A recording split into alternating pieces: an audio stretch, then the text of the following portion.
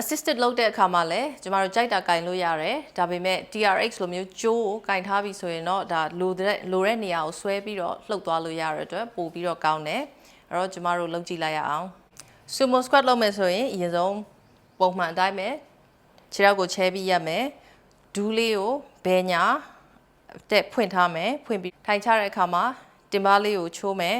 အဓိကတော့ခါကုန်းမသွားဘူးပဲခါလေးကိုတတ်နိုင်တဲ့လောက်ဖြောင့်ထားပြီးတော့ဖြောင့်တိုင်းထိုင်ကြမယ်ဒူးလေးကိုဖွင့်မယ်ခါလေးဖြောင့်ထားမယ်ရှေ့မှာအကူညီလေးကိုကင်ပြီးတော့ထိုင်မယ်တတ်နိုင်တဲ့လောက်တင်ပါးကိုအဆုံးထိတင်းပြီးတော့ muscle လေးတွေ stretch ဖြစ်သွားတဲ့အထိထိုင်မယ်အားပြုပြီးပြန်ထမယ်ထိုင်တဲ့အခါမှာဒူးကအရှေ့ကိုတွင်းထဲကိုရိုင်မသွားစေနဲ့ခါလဲဖြောင့်ခါလဲကုန်းမသွားအောင်သတိထားမယ်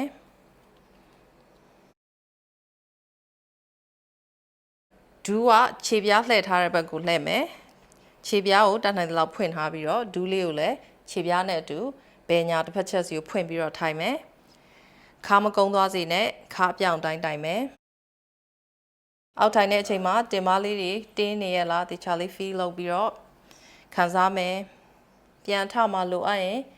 အကူအညီကိုတေချာအားပြုပြီးထလို့ရတယ်ပေါင်အတွင်းသားတွေတင်းပြီးတော့ stretch ဖြစ်ရလားတေချာခံစားမယ်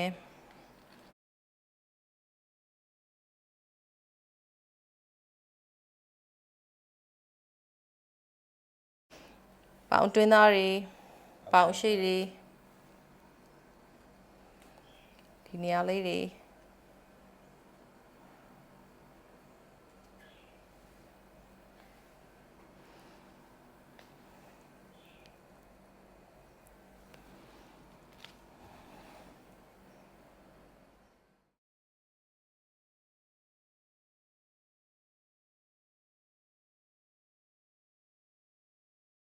ပေါင်အတွင်းသားလေးတွေတေချာခံစားမယ် stretch ဖြစ်ရလားဒူးလေးကိုဖွင့်ထားမယ်ပေါင်နောက်ဖက်သားတွေခံစားမယ်ခါလေးကိုဖြောင်းထားဖြည်းဖြည်းချင်းထိန်ပြီးဆင်းမယ်ပြီးမှတွန်းတင်မယ်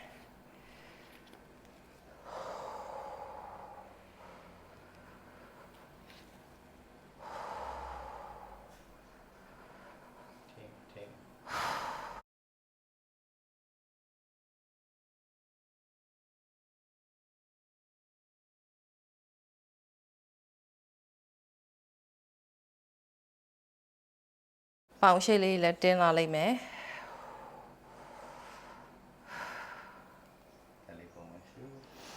အသက်ပုံမှန်ရှူဖို့မမေ့နဲ့